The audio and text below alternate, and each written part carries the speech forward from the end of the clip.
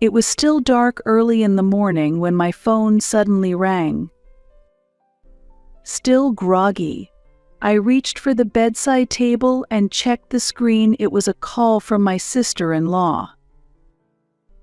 I looked at the clock. It was 6:30 a.m. What could it be so early in the morning? "Hello, Hillary? Is something wrong?" I answered the phone with my half-asleep voice. "Hey, Amy. Sorry, I had a little accident." My sister-in-law's voice sounded light and almost amused. "What? An accident?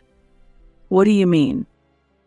I was instantly awake and jumped out of bed. "I mean, I had an accident with your car. I've told you many times, right?" There was a hint of suppressed laughter in her voice over the phone. I was confused. Today was supposed to be a work day for both my husband and me. My car was in the driveway, and I always carried the keys. How could this be? "Wait a minute. How did you even get my car?" Before I could finish, she let out a laugh. "Sorry for the accident.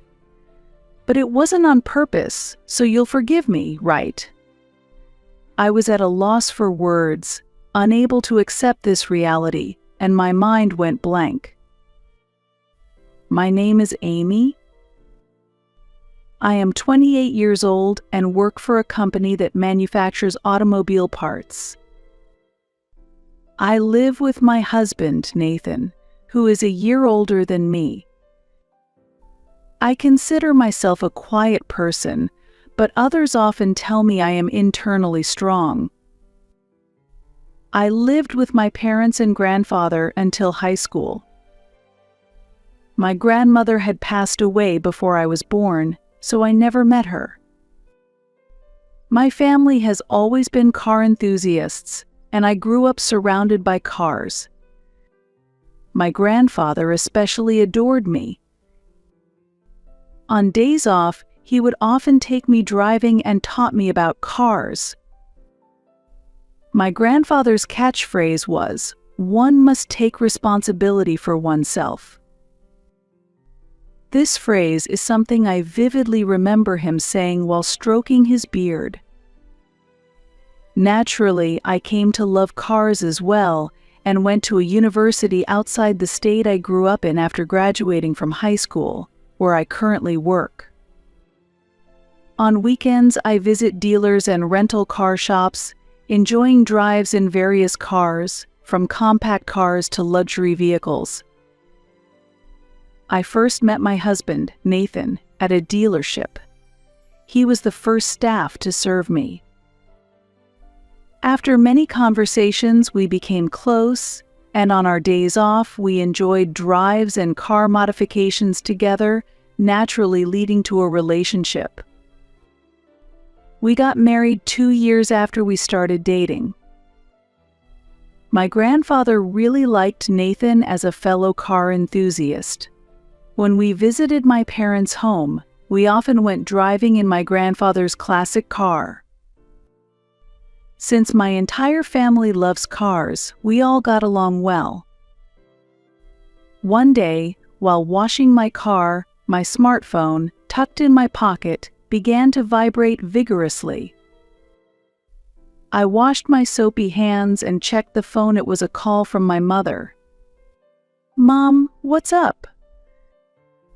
"Amy, your grandfather's condition has suddenly worsened. They say tonight might be critical."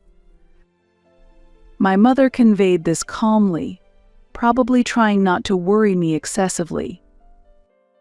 "What, grandfather? I understand.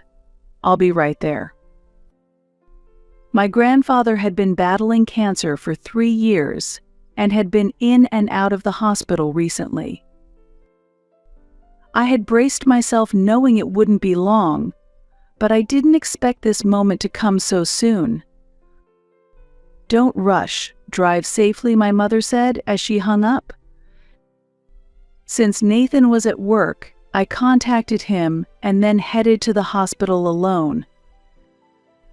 Normally, it takes about 3 hours from our house to the hospital, but it took us 4 hours that day due to the heavy Saturday traffic. When I arrived at the hospital room, my grandfather seemed to have waited for my arrival before peacefully passing away with a serene expression. I gripped my grandfather's large hand and cried. His hand was as warm as when he used to take me for rides in his car. After a while, Nathan arrived, and as I was hunched over crying, he quietly rubbed my back without saying a word. His kindness made my tears unstoppable. After the funeral, my parents said they had something to tell us, so we stopped by their house. My grandfather, knowing his life was not long, had left a will. In it, he wished to pass on his cherished classic car to me. "This car is filled with your grandfather's memories," my father said. "Amy, take good care of it and use it well." I took over the car, maintaining and replacing its parts when necessary, and cherished it on weekends. Every time I drove the car, I could vividly recall my memories with my grandfather. About a year after my grandfather's funeral, we visited my parents' home again for a meeting with my in-laws. My sister-in-law, Hillary, is 2 years younger than me, at 26, and currently lives with her parents. She is tall, slim, and flashy. After the meeting, as we headed to the parking lot, my sister-in-law asked, "Is this your car?" I told her about inheriting it from my grandfather. "I see. But that car doesn't really suit you," Hillary remarked dismissively. My husband was chatting some distance away, so he didn't hear this conversation. I felt a twinge of annoyance inside, but since it was a celebration, I didn't want to cause a scene, so I held back my words. Hillary had always looked down on me and said mean things when my husband or his parents weren't around. However, she usually pretends to be nice on the surface, so the rest of the family hasn't noticed. The next Saturday after the meeting, I was vacuuming at home when the doorbell rang. Thinking it was a courier, I opened the door only to find Hillary standing there. "Hi, Amy. I just came to visit." Hillary." I was surprised by the sudden visit. Normally, you'd expect someone to call ahead of time, right? "Hope you don't mind if I come in," she said, and walked into the house as if it were her own, sitting on the living room sofa with her legs crossed. Unable to refuse, I decided to serve her some coffee. "Hey, I'd love to take your car for a drive," Hillary said. I understand her desire to drive the classic car since she likes cars too, but I wish she would have contacted me beforehand. My husband was at the dealership working again that day, and he usually works on weekends, so our days off rarely coincide. Since I had some free time, I took Hillary for a drive for about an hour. That was so much fun. I want a car like this too. Let me drive next time. Hillary seemed satisfied as she left. However, after that, she began visiting my house every time she had a day off. The doorbell rang in the quiet house. Could she be here again? "Amy, if you only drive the car on days off, why not give it to me?" Hillary started asking me to give her the car every time she visited. "I've told you many times that car is my grandfather's keepsake. I can't just give it away." I keep refusing, saying the car is a cherished memento from my grandfather, but Hillary shows no signs of giving up. Don't be like that. Then give it to me as a wedding gift. We're family, so it shouldn't matter who uses it, right? Lately, she's been saying she wants the car as a wedding gift. When I asked why she was so fixated on this car, she explained that a rival at work drives a luxury car, and she wanted something to compete with that. Hillary, being a car enthusiast, knew that this classic car was trading at high prices in the current market, so she thought it would be perfect to compete with her rival. For that reason, I refused even more strongly. Why won't you give it to me? It's just going to waste with you. Her obsession grew stronger over time, and I started carrying the car keys with me at all times as a security measure. Feeling that it was difficult to resolve this issue by myself, I consulted my husband and his parents, asking them to persuade her to give up on the car. After that, Hillary stopped coming to our house, and just when I thought I could relax, that incident occurred. I rushed to Hillary's location in a panic. There, my car was a wreck, having collided with a telephone pole. I always carried the keys, so how could this have happened? Fortunately, there were no injuries, including Hillary, but the bumper was completely destroyed, and there were marks on the door as if it had been hit with something hard. Could Hillary have hit it? Because the car was old, repairs would be expensive, and many parts that are no longer manufactured would make it essentially a total loss. As I stood there in shock, Hillary looked at me with a smirk. Sorry. It wasn't on purpose. Keep it a secret from my brother and our parents. We're family, so you'll forgive me, right? She showed no sign of remorse, rather. She seemed to enjoy my reaction. All right, I won't tell Nathan and the others, but how did you get my car keys, Hillary? I secretly switched them when I visited your house during Easter. My husband and I, wanting to show our appreciation, invite his parents every Easter for delicious food and drinks, and they stay at our house. This year, Hillary came too, and I couldn't just send her back alone, so she stayed, but it seems she switched the keys while I was in the bath. I never imagined Hillary would do something like this. It's your fault, Amy. I've been saying I wanted that car for so long, but you never gave it to me. Even my brother and dad scolded me for coveting someone else's property. I could have used that car more effectively. Hillary deliberately caused an accident knowing she couldn't have the car. It's unbelievable that someone would take and destroy someone else's precious possession. I was shaking with anger, clenching my fists tightly. Seeing my reaction, Hillary said with a smile, but it's also your fault for not noticing the keys were switched. This is a family matter, so let's call it a draw. Keep it a secret from the family. As Hillary walked away satisfied, I murmured softly, "Keep it within the family, huh?" After confirming she was gone, I immediately called the police. I took photos of the accident scene from all angles while waiting for the police and explained to the arriving officer that my car had been taken without permission and involved in an accident.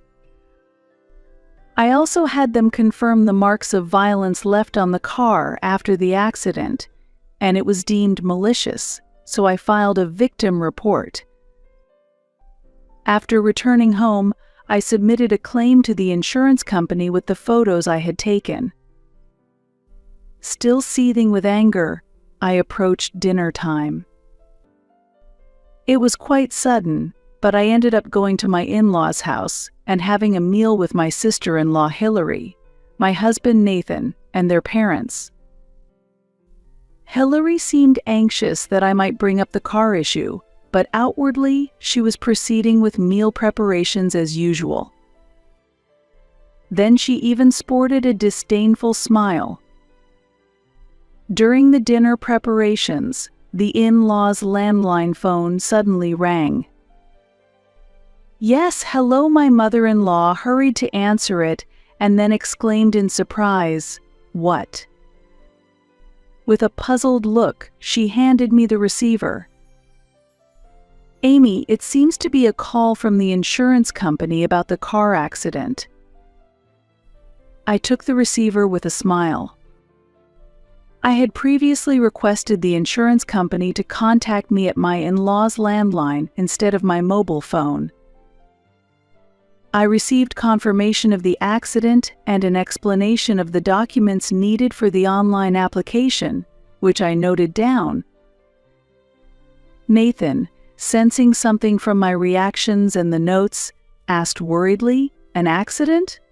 Are you okay?" As the conversation continued, it became clear that it was Hillary who had the accident, not me, and everyone was furious and started questioning her. Hillary glared at me and then suddenly started crying. Amy said I could drive, but the brakes were broken, and when the accident happened, Amy just laughed and ran away. She tried to kill me by putting me in that broken car. That's not possible. Amy, you were supposed to be working, weren't you? When did you even ride together? Nathan countered. Hillary screamed and tried to pin the blame on me, but her contradictions were quickly pointed out, and she fell silent. As soon as I glanced at the clock and looked back at Hillary, the landline rang again. I answered the phone and handed her the receiver saying, "It seems to be for you." The moment Hillary fearfully took the receiver, her face went pale. "Who is it?" my mother-in-law asked, but Hillary looked away without answering. Unable to bear it any longer, my father-in-law took the receiver and, after listening, exclaimed, "The police." "Hillary, the police say they need to speak to you at the station about the accident. What's going on?" My usually calm father-in-law was struggling to contain his anger as he questioned her, and Hillary started trembling in fear. Then, glaring at me, she shouted, "Amy, this isn't what we agreed." I responded calmly. The only ones I spoke to were the police and the insurance company. Just like you said, I haven't told Nathan or your father anything. Hillary, trembling with anger and eyes red, screamed.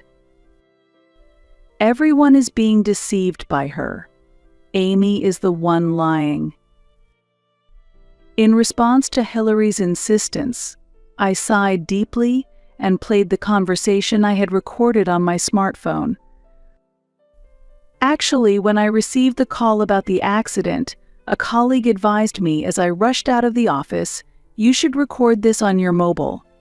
It will help avoid disputes over who said what later, and recording video might provoke them, so secure an audio recording first."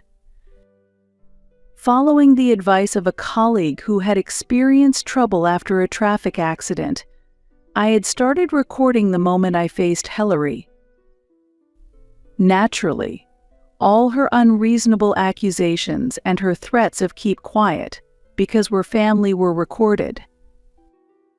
Hearing the playback from my smartphone, Hillary's complexion turned even paler. "I've already submitted this to both the police and the insurance company, so lying now won't do you any good." There was no escape for her now. Hearing this, Nathan and his parents were furious, and my father-in-law scolded her sternly. "Hillary, Can't you distinguish between right and wrong? What you've done is no different from theft. You need to compensate Amy for the car." When he said that, Hillary defiantly replied, "I can't pay, I have no savings." "Then, I'll cover it for now. I'll use the $30,000 we saved for your wedding, so make sure you pay it back." Hillary looked up and pleaded, "Please, Dad, not that. If you do that, my marriage will be ruined." "Amy, I'm sorry. Please forgive me. We're family, right?" she begged while crying. "Enough. Being family doesn't excuse anything. What you did is akin to theft, and deliberately damaging the car is unforgivable. Being family means you should fulfill your financial responsibilities properly, reflect on your actions." Understanding that my father-in-law wouldn't change his mind, Hillary left the room without eating, her shoulders slumped. My parents-in-law and Nathan apologized to me repeatedly on behalf of Hillary, since the car that was a cherished memento of my grandfather was destroyed. Accepting the money, I decided to withdraw the complaint. I received the $30,000 from them immediately, but it still wasn't enough to cover the car repair costs. Unable to afford any further expenses, I reluctantly decided to let go of the car. "Grandpa, I'm sorry," I whispered, as I watched the car being towed away. Later, while relaxing in the living room, the doorbell rang unexpectedly. Opening the door, I saw Hillary standing there, pale and frightened. Despite my wariness, she apologized at the entrance. "Amy, I'm really sorry about the car." Surprised and mindful of the neighbors, I invited Hillary inside. I let her sit on the living room sofa and listen to her story. According to Hillary, misfortunes had followed one after another since the day she destroyed my car. The funds for her wedding were gone, and when she discussed it with her fiancé, he broke off the engagement saying, "If you don't have savings, we can't get married," and he quickly married the woman Hillary had considered a rival. Moreover, they sent her an invitation to their wedding, and at work, she was either treated like an outcast or mocked. Despite her efforts to outperform her former fiancé and his new wife at work, she faced continuous issues like her alarm clock malfunctioning on important days, leading to her arriving late for a crucial meeting with a client, which resulted in her bonus being halved. Although Hillary had faced one misfortune after another in her attempts at new relationships, from being mistakenly accused by a woman of being a man's mistress to finding out that a man who approached her at a mixer was actually married, she wondered if this was all a curse from my grandfather. I found that unbelievable. She then explained that she had come to apologize to break this streak of bad luck. "Amy, I really regret the car incident. Could you please do something about your grandfather?" "Hillary, that's not possible," I responded in disbelief. Hillary, driven to tears, pleaded, "I'm really cursed. Help me." Although normally one wouldn't believe such things, Hillary was clearly worn down by her continuous misfortunes and was unable to think clearly. Feeling pity, I said, "Hillary, if you consult a psychologist and start repaying the $30,000 your father covered, even little by little, I'll forgive you for the car incident." Hillary, who had been crouching and holding her head, looked up with relief after confirming, "Really?" Afterward, Hillary gradually stabilized mentally, got a job at a nearby factory, and started working hard at her new workplace. She has been paying part of her monthly salary to her parents, seemingly deeply remorseful. Though I had said I forgave her to resolve the situation, I hadn't fully forgiven her yet and hadn't met her since. According to Nathan, Hillary is scared of large, bearded old men. She dreams of a big, bearded grandfather chasing her, saying, "Take your own responsibility." She keeps seeing this dream until she lives right, and just seeing someone who looks similar scares her. I was shocked to hear this because those were my grandfather's exact words. My grandfather, who was tall and bearded, often said, "Take your own responsibility," and Hillary had never met him. If her story is true, my grandfather might indeed be appearing in her dreams. Rather than hoping he would haunt her, I wished for his peace and quietly muttered to myself, "Grandpa, I'm okay now." Thanks to him, Hillary seemed to have changed for the better and started living a responsible life. This might lead to a good familial relationship in the future. 6 months later, Hillary contacted me. "Amy, do you have a moment? I stopped having those dreams about that bearded old man." Her voice was bright and lacked the forcefulness and arrogance of before. "That's great." "Yes, but it's strange. In the last dream, he smiled and said, 'You've done well, all is well now,' and he hasn't appeared since then." I gasped in surprise. Those were the kind of words he would say. "Amy, I really want to change. I never want to hurt anyone again. So, if it's okay with you, could we visit his grave together?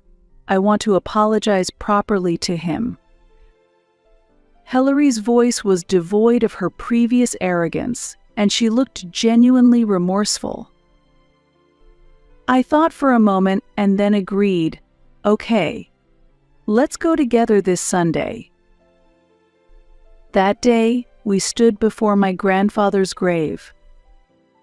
Hillary apologized deeply and maintained a long silence.